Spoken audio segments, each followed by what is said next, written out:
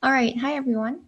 It's good to see so many of you here. And thank you all for joining us for this creative salon on designing for AI and ML. I'm super excited to be co-hosting this today with Drew Volpe, the founder and managing partner of First Star VC. And the idea for this session came last week when Drew and I were discussing two issues. The first is that machine learning is a gate-kept field where deep insights are not easily shared between creative clusters. And the second is that there doesn't seem to be a relaxed way for people to be a part of an open community to share and discuss projects. So this is what we've come up with, and we hope to make this an interactive session with lots of participation. A bit about me. I'm currently at MIT and I have a background in technology, design, and business. I've previously worked as an AI engineer, computer engineer, and UI UX consultant. I've also run a consumer devices company called Ring Theory since 2013. And my co-host, Drew Volpe, will introduce himself. Hi, everyone. I'm Drew. I was a founder and a CTO for a very long time, a number of companies around database systems, machine learning, and some related areas. And a few years ago, switched over to the venture side and started a fund to back founders using new kinds of technology to solve big real-world problems. We play in all sorts of spaces where machine learning, decentralization, other new kinds of computing is changing how the world works. Yeah, and super excited to co-host and get to meet everyone and do the event. We thought as a good icebreaker, we could, first see if anyone is working on something and looking for help. So if there's anyone on right now that wants to just, briefly stand up and say who you are and what you're working on and what you're looking for help with, that'd be a great way to get to know people and get the word about what you're working on. Any volunteers to go first?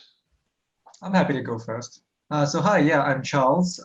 I'm the co-founder of Bifrost. What we do is we make synthetic image data for AI teams, and that involves building virtual environments in 3D that model reality, going into those environments and taking pictures. And those pictures are one-to-one replacement for real images that you might sort of capture in real life.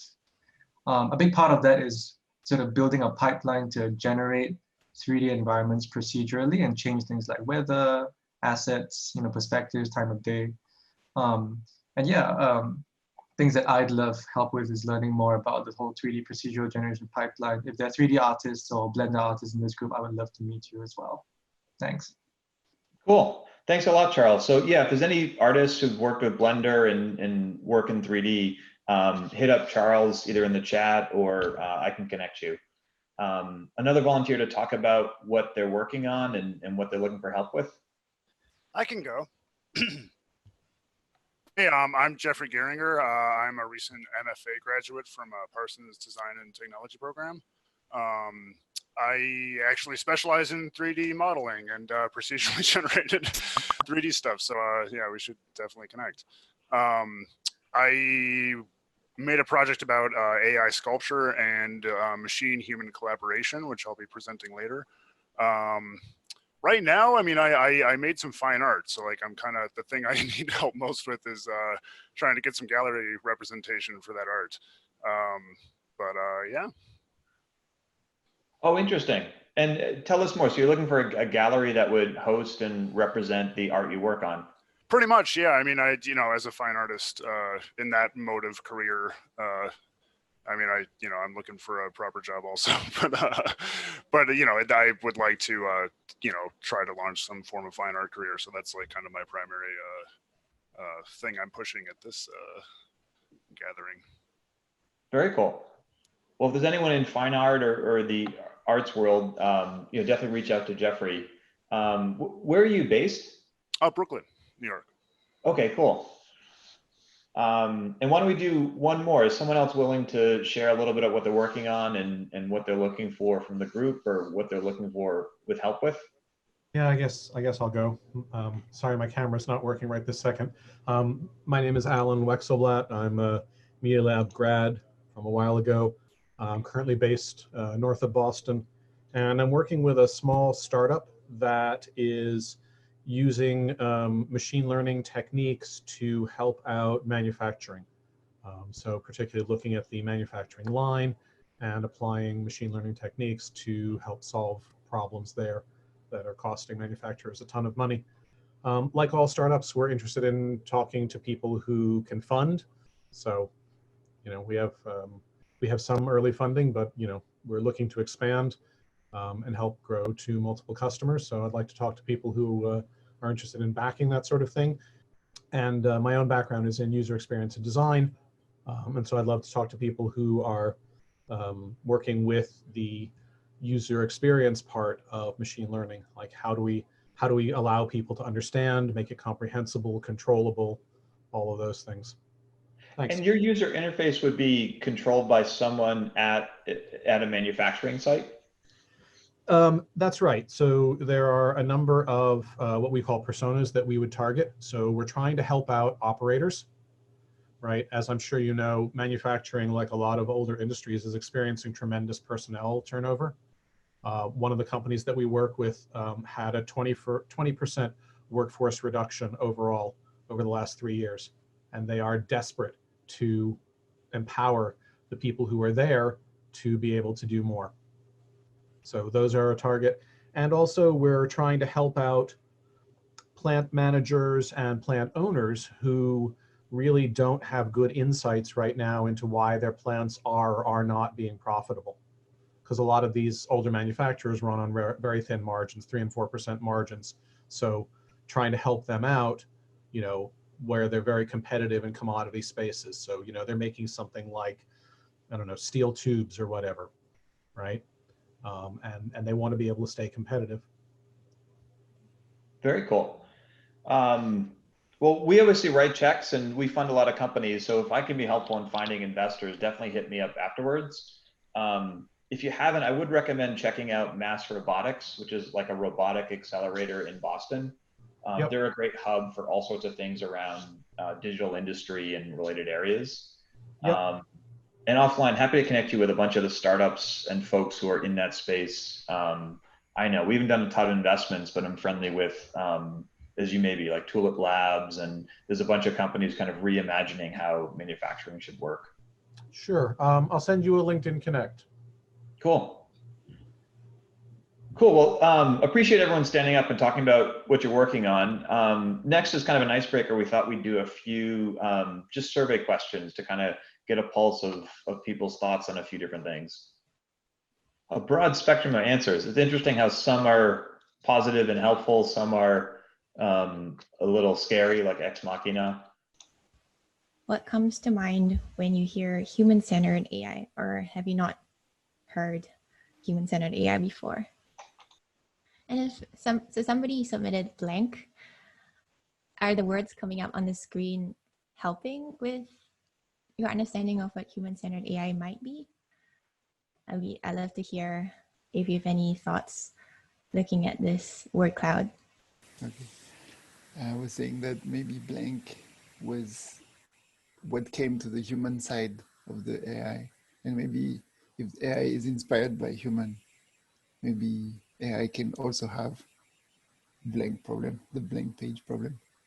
It's interesting because I've taken a couple of machine learning and AI classes, and not many incorporate design values and human-centered concepts into the instruction of how to create machine learning algorithms and AI products, right? And I'd love to talk a little more about what people's experiences are, and later on we'll also share some new resources on how to get deeper into this space.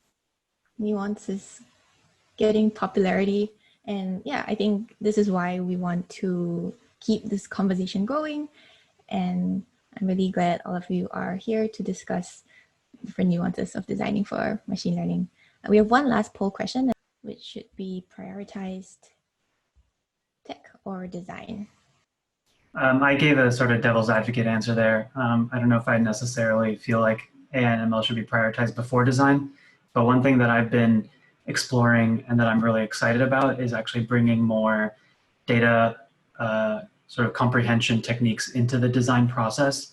So for example, one thing that folks do in sort of qualitative design methods is this notion of clustering, where you brainstorm a bunch of ideas and then you cluster your team's ideas into categories and see how those ideas connect to each other and with larger concepts. And I think that maps very cleanly and interestingly onto quantitative notions of clustering as well, where you sort of visualize how the data creates natural segments, and you potentially use that to inform your judgment and understanding. Yeah, I really agree with that. I think going back to the nuance response in the previous question, there's a lot of nuances between how tech and design interact with each other. And that's a great way in which the tech can inform the design. And I think the other way, there's plenty of justifications when design should be prioritized before tech as well, if somebody wants to share their perspective. I go back and forth on this question, but to take that side of it, I do think all these technologies are brand new and have a lot of limitations on what you can do. It's easy to have in your head kind of the perfect interface, but in practice, we're really on this frontier that's slowly getting more encompassing. And it does mean to build a great product, you need to understand where that frontier is and what's possible today, what's not possible today, and start with, where is the technology right now and what can we do? And then come at it from the other side as well of understanding what would make sense from a design point of view, from the user's point of view. And with these new bleeding edge technologies, I do think that's important, is to balance both. Because the fact is, there's still a lot of rough edges. There's certain things AI is fantastic at, and there's certain things it's still pretty terrible at. And having a good sense of where that line is, I think, is very important.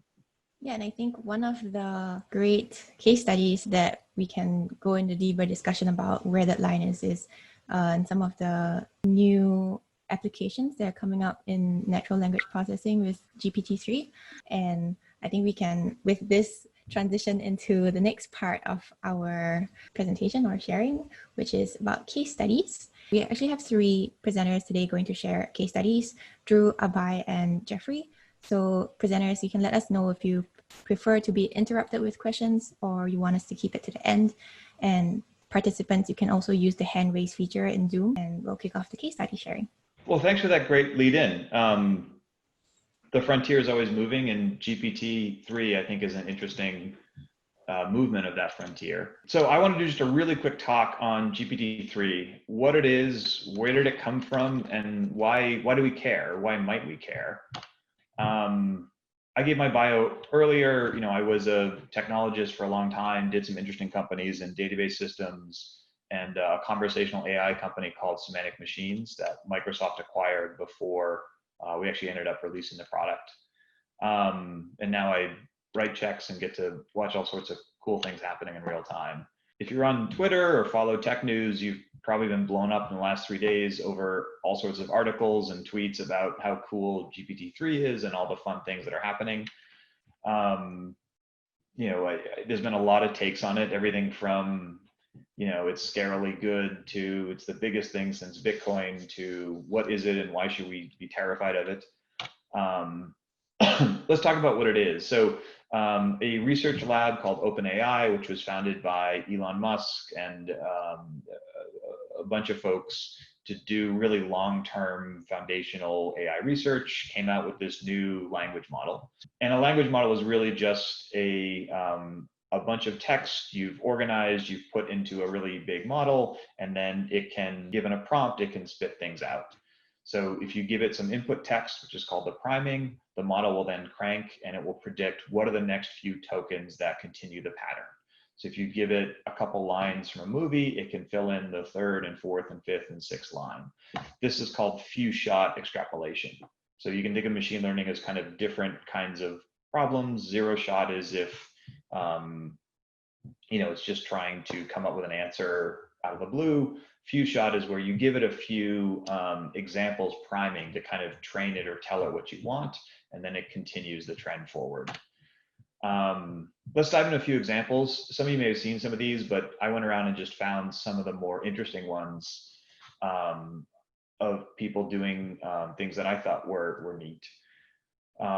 So this is a guy who used the model, gave it a few prompts of saying, whenever I have a really aggressive email, I want you to tone it down to a more polite, civilized, calm way of saying the email. So he gave it a few prompts. You can see on the top, there's a really angry version, and then there's a toned down version. And then the model pretty quickly was able to do a pretty darn good job of doing that, of taking in, a really aggressive, hey, Mark, please send tomorrow's presentation ASAP. I need to work on it tonight, to something, more polite. Mark, please send tomorrow's presentation as soon as possible. And the language it outputted is very readable, is very coherent, and is also a good translation of the original one. I thought that was interesting. In a similar vein, there's been a lot of kind of translating different kinds of English. Someone even went a step further and said, okay, well, can I give it plain text English and then have it translate that into the legalese a lawyer would put into a contract? This is an example that surprised me about how well it worked. He gave it a few priming examples of how normal people talk and how lawyers talk in contracts, and it was surprisingly good. And a number of the lawyers who weighed in on the thread actually were pretty surprised and felt like it may be a pretty handy tool for them to translate, normal talk into legalese. You could also imagine going the other direction of taking a contract and making a nice summarized human readable version of, paragraphs of legalese. Another fun one is someone's been using it as the back end for his dungeon game. So dungeon games are the little text-based adventures. They've been around for decades. You're often a wizard and you're exploring an environment. Traditionally you've had to program every kind of interaction, and a frustrating thing about them is they're not free form. You select one item from a list and it's very structured. What's pretty cool about this and pretty impressive is that he was able very quickly to build an open world adventure. And playing with it myself, I think one of the fun things about it is how detailed the backstory of the characters are. If you go into a dungeon and you meet a wizard, you can ask her, like, what's her background story? And it's pretty rich and pretty well done. And most of it was generated by the AI itself. So using GPT-3, it was able to generate all the text of this, pretty fun, interesting adventure. There's a little snippet on the screen. Here's another longer snippet. I was impressed playing with it too, how infrequently it really went off the board. Most of the responses are coherent. It builds an interesting adventure. And again, I think the interesting thing for me is that, there's a lot of detail, and it's almost human-like and kind of the backstory it crafts for your adventure. If you want to play it, there's a link down at the bottom to sign up and play around with yourself. The next one, to me, was one of the most impressive. Is someone gave GPT-3 a few snippets of some HTML code for a user interface, and was able to make a generator where you can just type in the interface you want, and it does a pretty darn good job of creating it. So there's a short little movie here of that in action. Apologies, the text is a little blurry, but you can see he types a button that looks like a watermelon, clicks generate, and then there's a button that is pink and green. And then he says, I want large text that says, welcome to my newsletter, and a blue button that says subscribe. He clicks generate, and the system does a pretty darn good job of generating that. I think what's particularly impressive to me is that the system had very little priming. He gave it a few snippets of code to understand kind of what the output he kind of sort of looked like, but really it was not, there's no hard coding here. There's no kind of crafting what a bunch of, you can imagine doing this with a huge long set of switch statements that route, or having a complicated grammar you created. But I think what's really cool is, like, in 5 minutes, someone can make a pretty interesting, useful tool. And you can imagine if someone put in hours to make this much better, like, it starts to get pretty crazy in the kinds of interfaces it could generate without any clicking, just typing a bunch of English.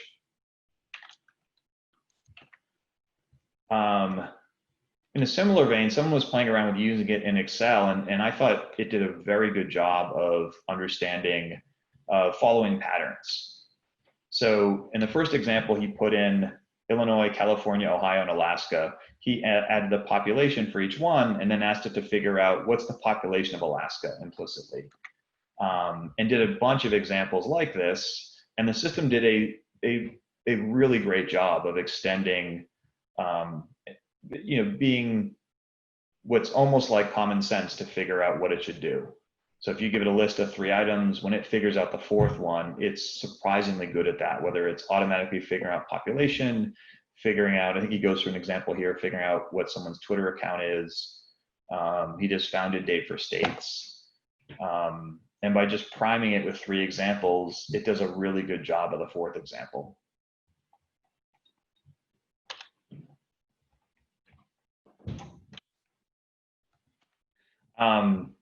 But let's also talk about, so those are some examples. There's a bunch more which we can pass around, but I thought that's a good snapshot of some of the cool stuff that's happening. I also thought it was important to talk about what GPT-3 is not. So I think it's important to point out that it is not artificial generalized intelligence. There's some talk about, does this move us further towards the singularity of when human computers will take over from us? Someone who's been in the field a while, like this is not, this is a very impressive system, but it's very dumb.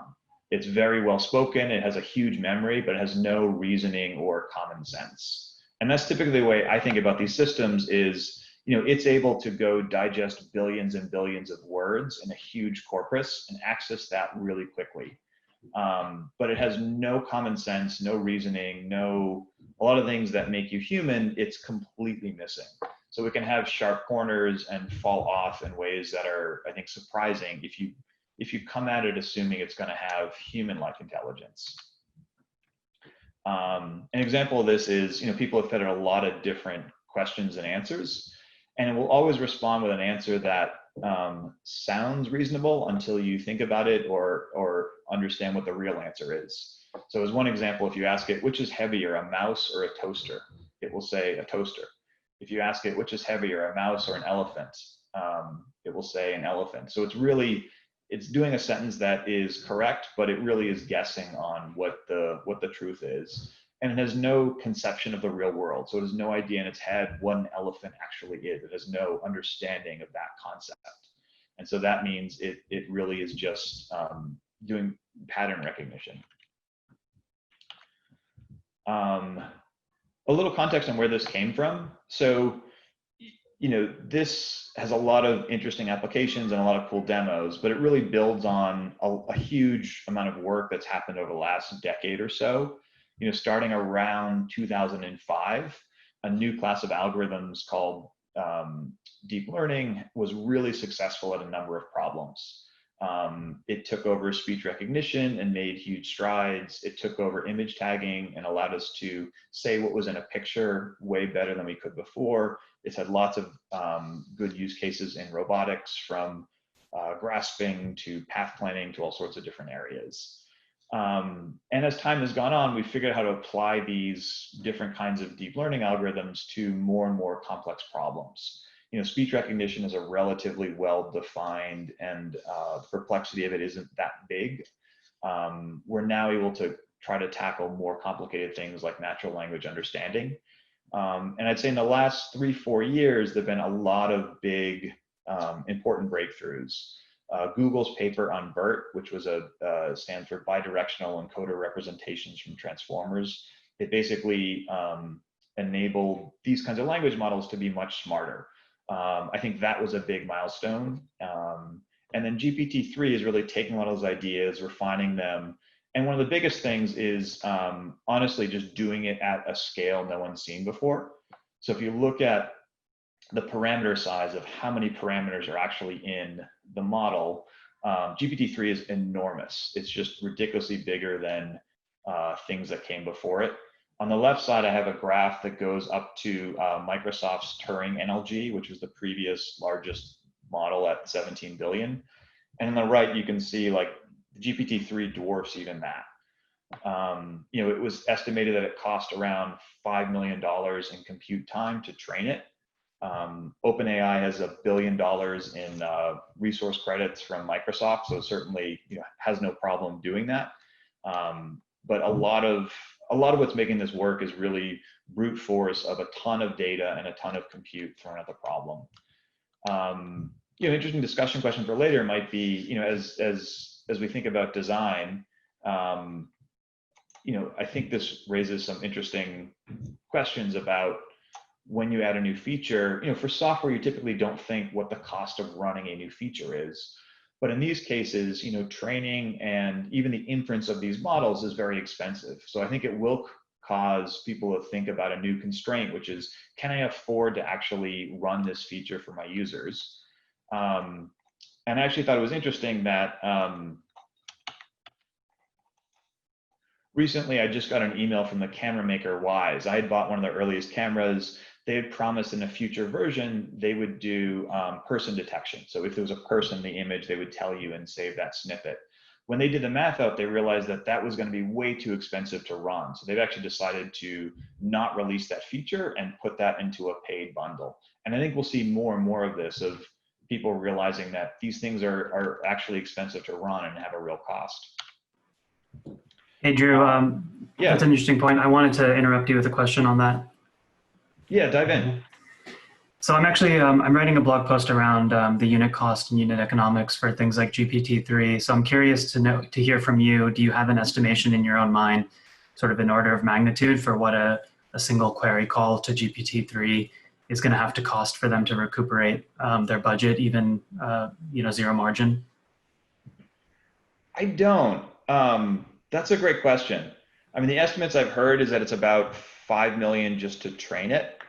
And then there's a question of, you'd probably have to amortize that and say, okay, how long will that model last? Because in 5 years, it won't be state of the art. So do they have to retrain it in 18 months or 2 years? And if so, that means you need to, even just to pay back the training cost, that's a lot of money.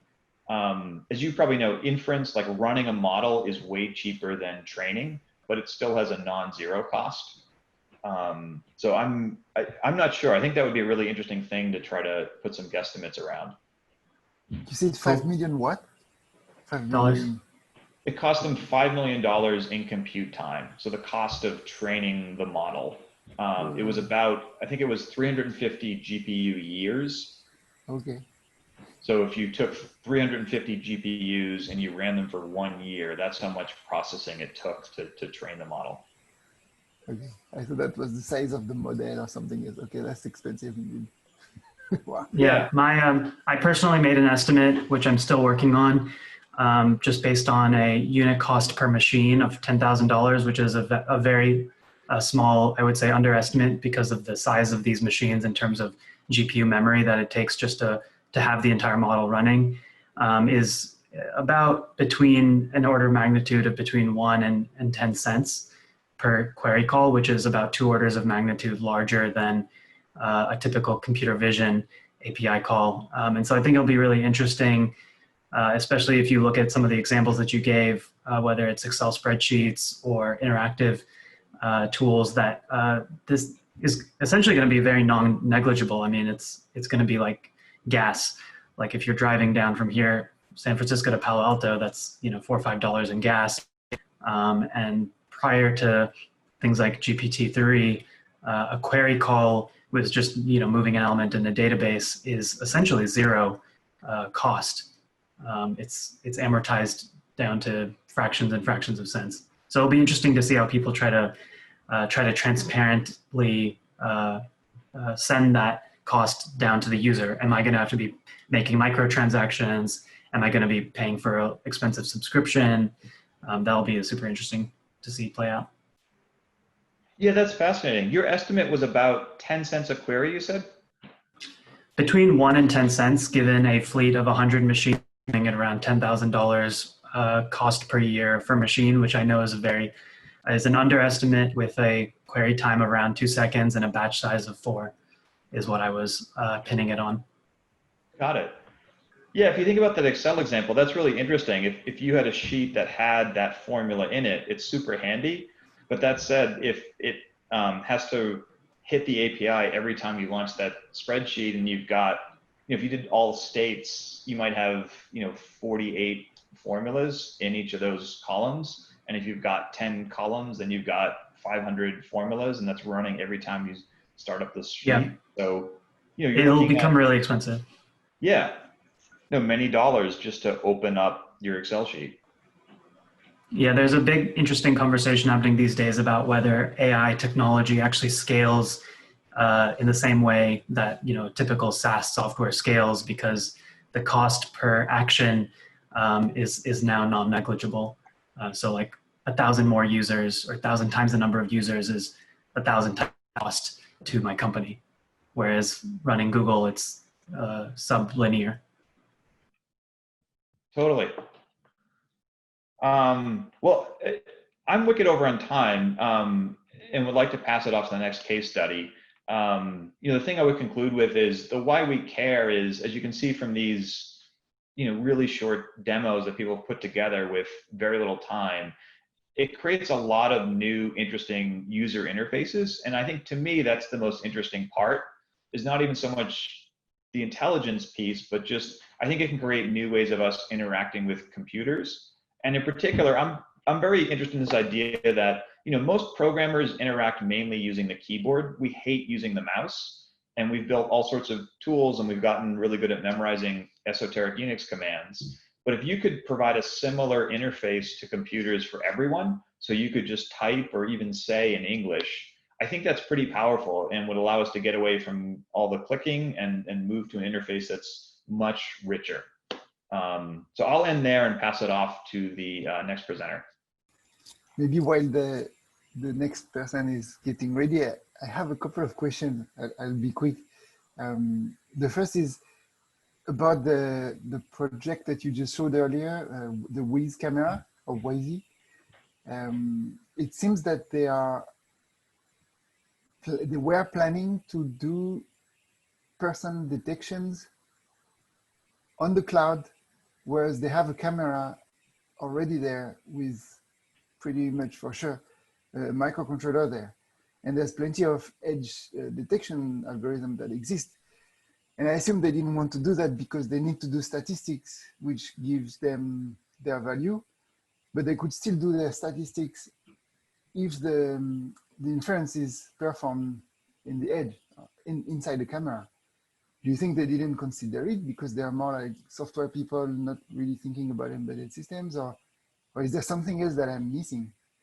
Do you have any idea? It may be because their cameras are super cheap. That's what's novel about them. And I don't know if they actually have enough processing power in the camera to do it. But I think that brings up a good thing, which is we may see kind of a re-decentralization of internet things, and it may make sense to have more computing at the edge. So, you know, each camera may want to have a little GPU so it can do things itself and not have to throw all the data up to a cloud server and do it there. And certainly from a consumer's point of view, that feels, you know, even if your electricity bill goes up, somehow it feels better doing that than paying a service to do it. I don't think it costs that much. The company I'm talking about is called OpenMV. You might have heard of them. They basically ported OpenCV to microcontrollers. So it's just an STM32 that does the computer vision, and it works pretty well. I'll show the link in the chat if anyone is interested. The entire hardware is about $50.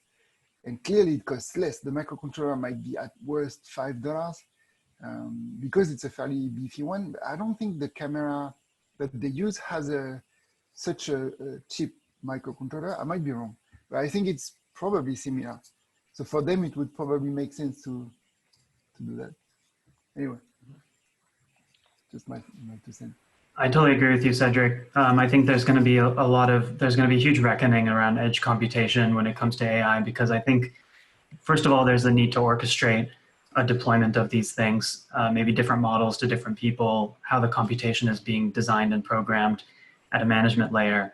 But then also because the cost needs to be passed down onto the user in order for intelligence to really occur. So if you're investing in silicon, I think it's a great time to look at edge computation. And if you're building a company around AI, I think now's a really great time to think about moving your computation off of a server cluster. Yeah, and I just realized also OpenCV, the company, just released a Kickstarter, I think 2 or 3 days ago, that does pretty much the same as the OpenMV.io thing Yep. that you just sent. And the OpenMV people actually backed the OpenCV people, which is quite a surprising business approach. I don't understand it yet, because it's a rival, like a pretty strong one. Strange. Cool. Okay, so my name is Abe. I am the founder of a company called Polytopal. So we're actually a human-centered AI design firm. It came out of my research work at Microsoft Research that I really found there to be a large gap in how we develop products that are AI-driven or AI-centric. And I wanted to bring more design into that process. So I ended up going to Stanford, doing a Master's of Design there, then sticking around and teaching a course at the design school called Designing Machine Learning, DESINS 240. So I've sort of built my career and my life around this space, and I'm really excited that you guys are sort of actively engaging with this material as well, trying to interrogate systems and use terminology such as human-centered AI. So like I said, we're a design firm that we try to build intentional, responsible, human-centered technology. So I wanted to quickly share two things actually. So I have a case study which I can go over a little bit after this. But first I wanted to share a big project that we did over the last 6 or 7 months, I would say, is we really found there to be a lack not just in knowledge about human-centered AI, but also a lack of understanding of how to apply it. So we actually embarked on this process of creating a very large publication called Lingua Franca that tries to describe what we call design language of AI. So how do you manifest AI visually and through an interaction paradigm? So we tried to be extremely comprehensive about this. So we created a handbook which has an extensive process that we've designed that's sort of battle tested within our firm of how do you go about creating an AI solution that allows you to put together multiple stakeholders with different backgrounds, and how do you involve qualitative and quantitative work into that process. We also created a set of 8 what we call principles, which are sort of high-level North Stars when it comes to how do you design and describe an AI system, and what do you look for? How do you initiate a conversation with your team, and what are sort of the axes of change? And within each of those principles, we gave questions for further reflection, as well as examples and considerations. And then finally, we came up with a library of 20 elements. And so elements are sort of individual reusable components that you can start to integrate within a project. And these are really interaction design components. So how do you think about engaging with a user to the system in a way that takes advantage and leverages sort of the artificial intelligence without sacrificing user experience? And again, with those giving examples, further resources, and eventually we're adding things like code snippets and design mockups there to really create this rich, what I call tribal knowledge around human-centered AI. So you can go and find that resource at the link that you see at the top of the mockup, linguafranca.polytopal.ai. And I'd love to get your feedback on that. Feel free to send me messages. You can find a get in touch link at the bottom of every page. So the case study that I want to share about Polytopal is about a project that we did with a company called YUR. So YUR is actually a really interesting niche consumer fitness company. They want to be sort of, in some ways, the Peloton of virtual reality.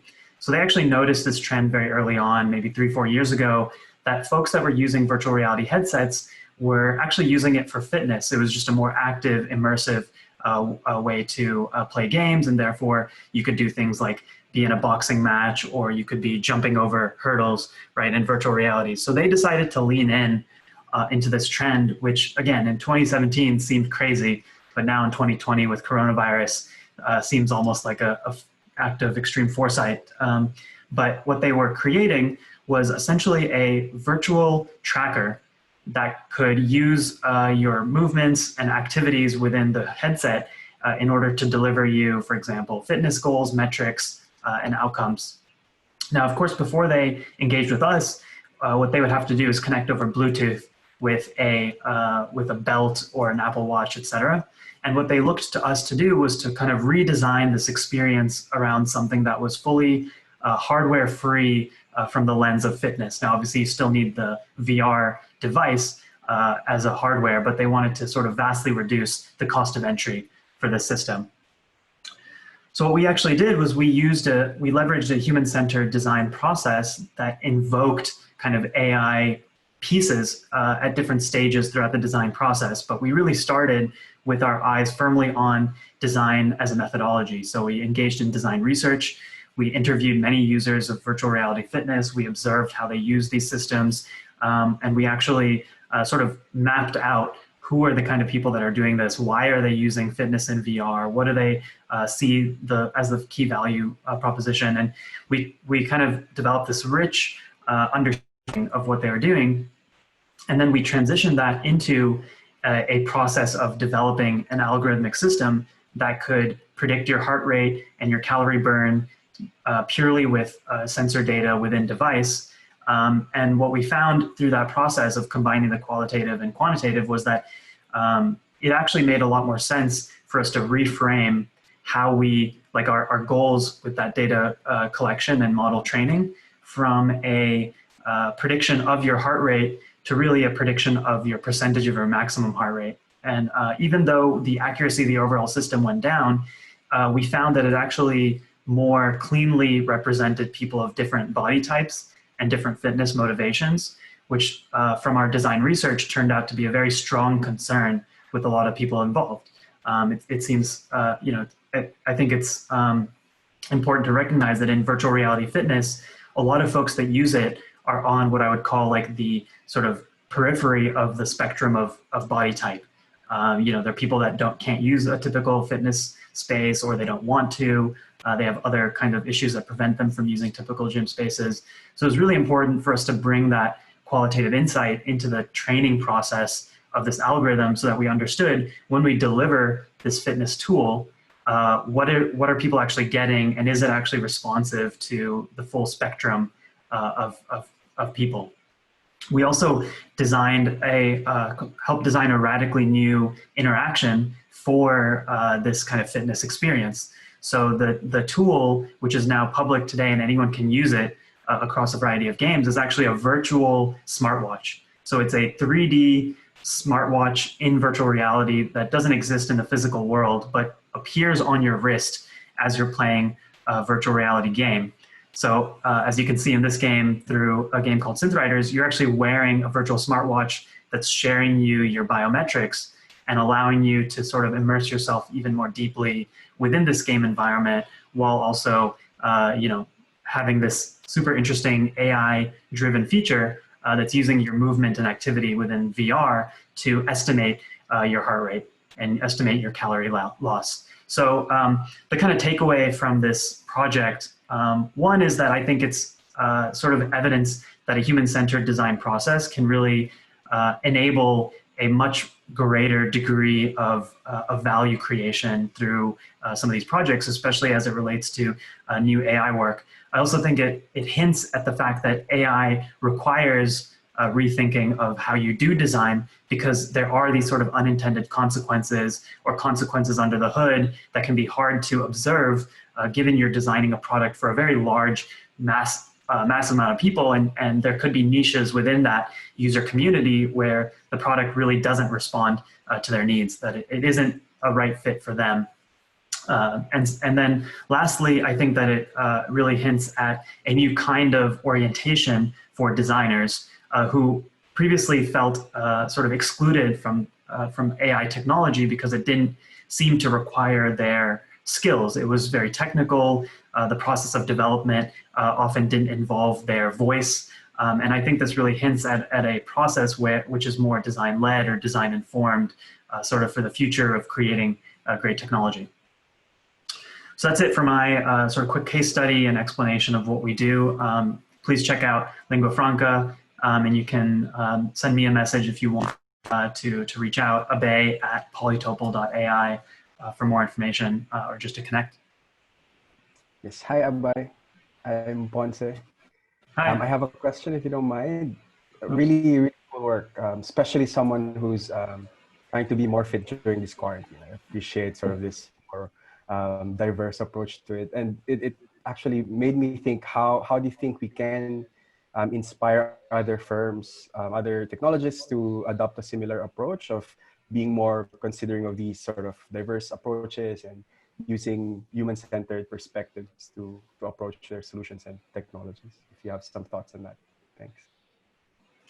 Yeah, totally. I mean, that's one of the reasons why we published Lingua Franca, is because I just don't think that there's enough of a knowledge and a capability within the industry right now. People, I feel like, are either not confident in this, or they're not aware of the value that it can bring, or they're stuck in their ways of typical engineering-led development, which has, its pros and cons. So I think it'll require time, the same way that sort of human-centered design and design thinking had its own time to emerge in this field. And so I hope that there can be more sort of democratization of these resources. And that's why we created Lingua Franca, to do that.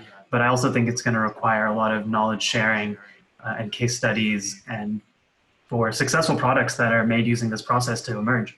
I think that's the key, is that the more we use this and the more we find success with this process, is people will naturally start asking, well, how did you guys make that? How did you make that work so well? So those are some of the things that I think will take. Yeah, thanks so much. I just wanted to say I found it really interesting as a qualitative researcher who's interested in AI and machine learning, and I've been trying to think sort of like how to combine my, I guess, professional expertise and interest. And it was really great just to hear that qualitative insights played such a big role in designing the algorithm and making it really work for people. Yeah, thanks very much. Yeah, totally. And just to kind of close the loop on that, we really do try to innovate on how quantitative and qualitative research can come together, because there is a rift. Someone looking at a survey or metrics or click-through data on your website is naturally disinclined to trust an interview, because they feel like they have this richer quantitative information, and vice versa. People that are more tuned to qualitative data tend to distrust numerical information. But I think there is somewhere in the middle where those things really connect and allow you to craft a story that is very nuanced. And again, I think that's why I'm so excited about some of these more AI-led design techniques, where we might actually give people the skills to put those two ideas together. Yeah, I mean, that's a challenge that's always been. And I think also what AI and machine learning possibly offer is a way for those stories to be told in a more nuanced way, because you have more ways of analyzing data, you have more ways of annotating qualitative insights onto quantitative. So yeah, that also contributes to being able to tell a story differently. Yeah. Cool. Thanks a lot. Pass it on. Yeah, really great talk. Jeffrey, are you ready to go? Sure am. Hello, I am Jeffrey Geringer. Very happy to be here. As discussed, I'm an artist, 3D designer, and recent graduate of Parsons Design and Technology MFA program. And today I'm going to briefly talk about the culmination of my time there, a project called Object Americana. I set out to create some of the world's first AI-generated sculpture. I collaborated with a machine intelligence partner to combine objects with the theme of Americana as viewed from the perspective of immigrants to the United States. More info on the technical process is available on the website. Here are the final results of the collaboration. 4 sculptures representing the totality, past, present, and future of Americana. Again, see the project site for more details. The way these objects were created was not only with a point cloud GAN, but with a true collaboration between machine and human. To me, the defining characteristic of current machine intelligence is that it has a novel perceptive ability. They can see things we can't. It so happens that machines like GANs can therefore creatively produce things we can't. At the same time, machines are not yet able to set their own high-level goals or do things like originate a creative concept themselves. That's where the collaboration comes in. To an extent, this is a question of framing, but framing a design problem can be half the battle. Before I struck upon the notion of collaboration as a model, I was stuck on the idea of how to train a machine to be truly creative. However, once I let myself stop worrying about philosophy, I started to view the machine for what it is, a partner that brings a unique set of skills to the table. Collaborating with the machine was a more flexible, rational, and realistic way of framing the artistic and design process. In short, humans and machines have two different skill sets. The most successful creative AI projects embrace this fact and work to interlock these differing skill sets where they don't overlap. In Object Americana, for example, the machine's primary skill was being able to produce point clouds that represented the combination of two antecedent objects. The human, that's me, contributed their primary skill of taking point clouds and drawing 3D mesh faces on them in a coherent way. Neither of us could do the job of the other, and that's why the project worked. Finally, I just wanted to add that these guiding principles helped me to discover the collaborative model. As an AI artist doing my research, I came across a lot of projects that seemed to want to hide behind a lot of smoke and mirrors about the role their machine played in the creative process. This tendency does crop up in a lot of AI projects, and I think if you catch yourself doing this, you quickly find that you're overrepresenting the abilities that your machine might have. This can cause confusion among your audience as well as the general public, not to mention yourself. It's best not to overstate the machine's abilities and be forthright and honest about what exactly your project entails and how it functions. Finally, as AI practitioners, we should always remind ourselves to source our data ethically. This should go without saying, but often it doesn't. Object Americana was created using an opt-in questionnaire and 3D models licensed under the Creative Commons. That's it. I figured I'd close with some animated GIFs. Why not? This is the past object, a combination of the Statue of Liberty and the McDonald's logo. This is the present object, a combination of Donald Trump's head and a suburban McMansion house. This is the future object, a combination of an electric motorcycle and guillotine. And finally, this is the totality object, a combination of the American flag and an AR-15 assault rifle. You can find more info on the project, these links. The second link is to the thesis paper, which talks about all this in what can only be described as excruciating detail. Cheers and many thanks to Olivia for organizing this awesome salon. That's beautiful. Can you put the links in the chat, please? Oh yeah, sure. The pictures that you just generated, I mean, that you just showed, is there a way to use your tool to generate our own? Is it something accessible? No, it's because it's a collaborative effort. It's like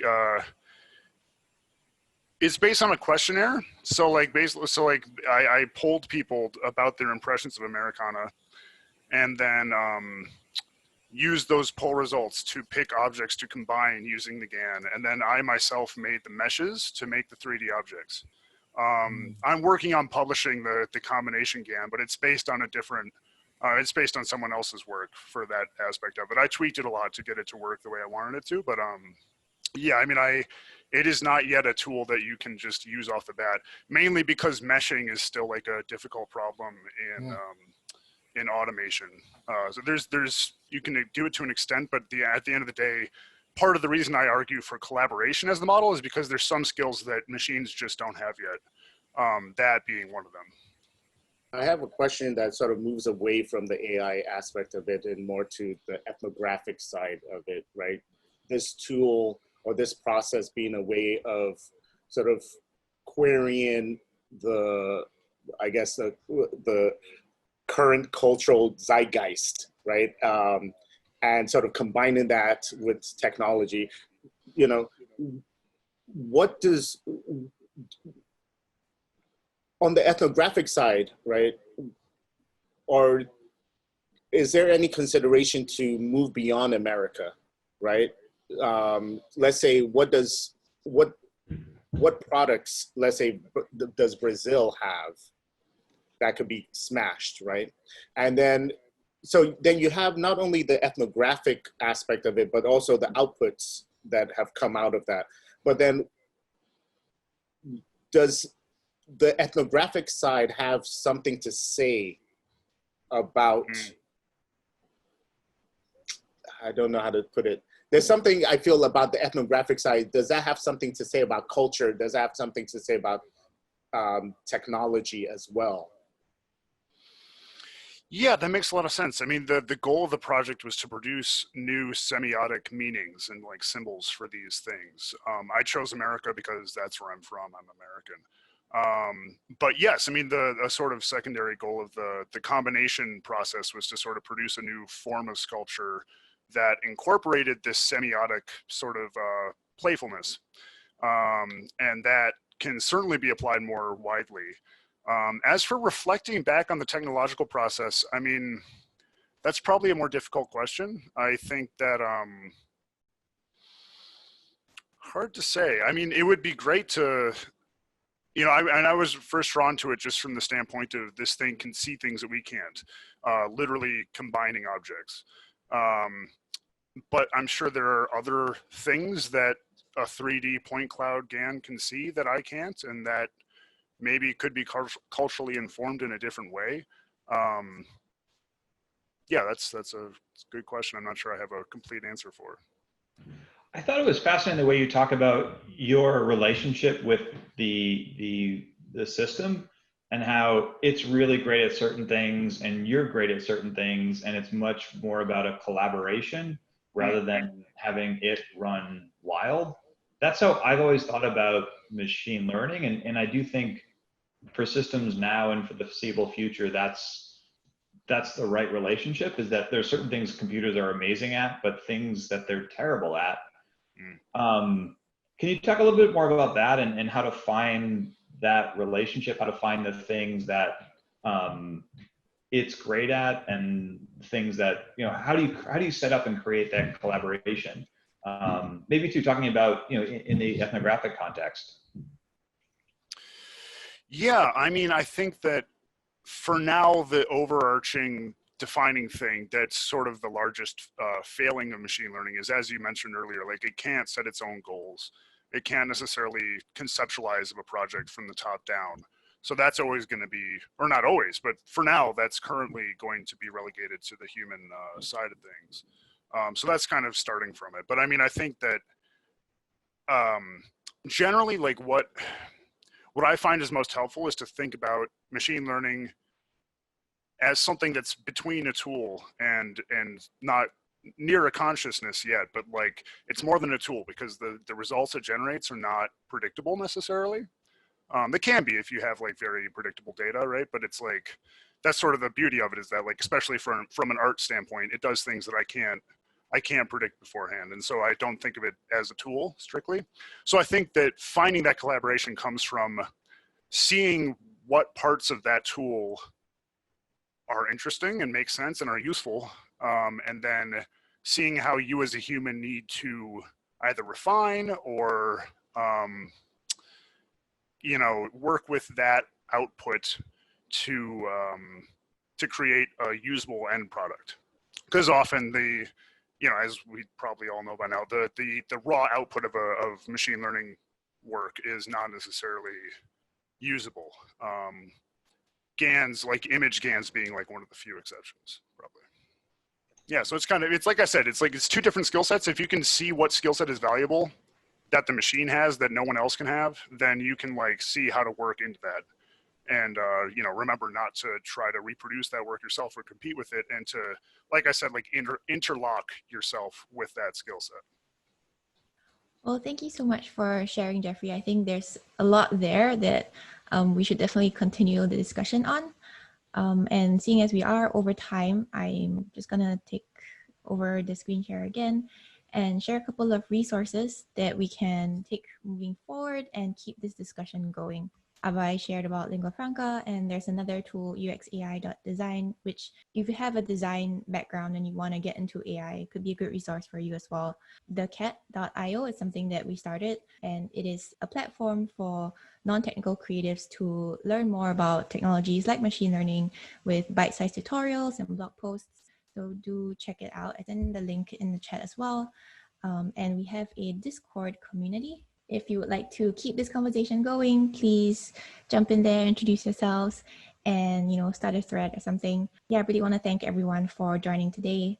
If you have feedback, please drop it in this URL and let us know if you would like such sessions again in the future. We probably should give it some more time, maybe an hour and a half in the future. But Thank you so much for sharing. And if you have any last thoughts, you can go ahead and let me know. I might have something about what you were sharing, Drew. The GPT-3 new algorithm seems to be pretty powerful. And we've been seeing this human versus machine kind of competition. When I was a kid, the chess game was the thing. Then more recently, the Go game was beaten by AlphaGo from Google. Are we getting close to beating the Turing test? Do you think this is getting there somehow, Drew? That's a great question. And actually, people have been playing with GPT-3 in terms of question answering to see if it could pass the Turing test. Yeah. And some of the specific examples it has are pretty impressive. Some of it, I think, depends on what version of the test you're talking about. Like, I do think if you could only ask it 3 questions and the domain were pretty constrained, then I think we're there. I mean, I think GPT-3 is good enough that, and Facebook is a pretty good question answering system too, that it's pretty hard to tell if it's a human or a machine. That said, again, it doesn't have common sense. So if you just asked it a bunch of questions about, what's heavier, a car or a bicycle, it will eventually trip up. So, and I think, and that's one of those things that's like, doing a little chat response system that's 80% of the way there is feasible, but getting that last 20% or 15%, that takes, we don't even know how to get there. And again, this gets back some to generalized intelligence. This is a really, in my words, it's a really dumb system that has a huge memory and a huge vocabulary and is also very good at generating text. So it can be tricky in what you can assume it's much smarter than it is, but I think the raw intelligence under the covers is still not really there. Okay. I think this mathematician, Grant Sanderson, well, he's famous for the 3 blue, 1 brown channel that he's leading. He was saying recently that actually designing strong enough Turing tests is going to be a challenge that will actually measure how much humans are smart to fight against those machines. Yeah. So maybe the next challenge is the real Turing test problem is about finding humans who are smart enough to beat the machine. That's the next challenge, probably. Yeah. I mean, I do think there's a lot of implications for things like article generation. Like, these systems are getting good enough where you could have it go write 1 million blog posts for you. And that can be a pretty powerful weapon, which, I'm sure a lot of people will end up misusing and already are. And so I don't know if you even need full Turing tests to get into a lot of sticky questions we'll have to sort out. But certainly a really interesting time. Yeah, what's the plan? Is it something that would become a weekly, a monthly, yearly discussion? Do you have any idea? Well, I'd like to see what people say about it. There's still like 14 other people here. If anybody wants to let us know if this was cool, what else you would like to hear about, or I haven't heard many female voices, so I'd love to hear more. Please do chime in. I've learned a ton, and I think this community could learn a lot from each other. So if you have ideas of how to do this, I think it'd be fun to make a regular thing. And this was very much an experiment. Let's see what worked and what didn't, and what we should do next time. Yeah. Hi. Yes. Thank you very much for this opportunity. I was paying attention, and I learned about this I think on the Discord channel, maybe, I don't remember. Yeah, from one of the ITP channels. I found it very interesting. Yeah, maybe once a month or something like this. I think it's interesting to learn what other people are doing in the machine learning space combined with art, because it gives you ideas, and also you learn a little bit of who is who and who's doing what. So I find this very interesting, and maybe in a month or so, I might be able to present something myself that I'm working with Jim of ITP as well, and in something in machine learning as well. Can you give us any hint about what this can be? Yes. It's a project that is half baked. That is completing Escher painting. He left a couple of paintings with holes in the middle. One of them is very difficult. It's called a print gallery. He left that kind of unfinished in the middle, and we claim that machine learning can learn the pattern that the painting has and be able to fill in what should be, to follow the pattern and fill in what should be on the center that he left unfinished. That sounds awesome. Yeah, if you are already on the Discord, you can share an introduction, maybe some links, and that could start a nice discussion as well.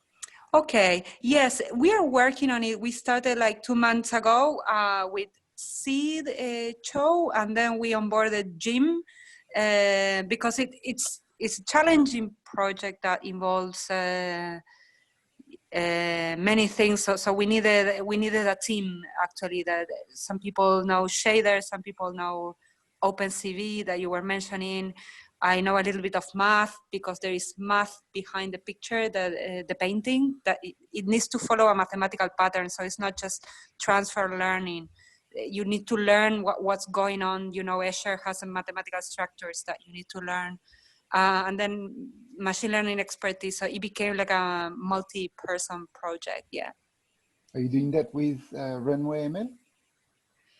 I took a look at Runway. Yes, someone recommended that on the chat, but Runway is good for transfer learning. So knowing, I think transfer learning will tell you what is in the middle. So it learns a painting, right? And then what's the gist of a painting, and it will Escherize, or you give it a painting, you give it a picture, and it will try to make it look like Escher. This particular painting, Print Gallery, for those of one that you may not remember, it's like a spiral inwards. So it has many things going on. It's just not learning a content and repeating, but also learning the exact spiral that the painting has. I'll share some links on the, it's not maybe one of the most famous of Escher, but it's the most difficult one because there's a lot going, it's one of his latest one, and there's a lot going on in that painting, but it has a pattern. So that's why we use machine learning, to learn the pattern and then to fill it in the content. Because you have this problem when you start deformating a picture, it becomes very pixelated. So, the concept is simple, and then the devil is on the details. Very good. Yeah, good to see you all. Olivia, you wanted to maybe take over? Well, we are very late, but if people still want to talk about anything, I'll be here. Otherwise, thank you so much for joining. I really appreciate it. Thank you for organizing this. Nice to see you all, and very interesting. Thank you. Welcome. Thank you. Yeah, thanks, everyone. Thank you. Thank you so much.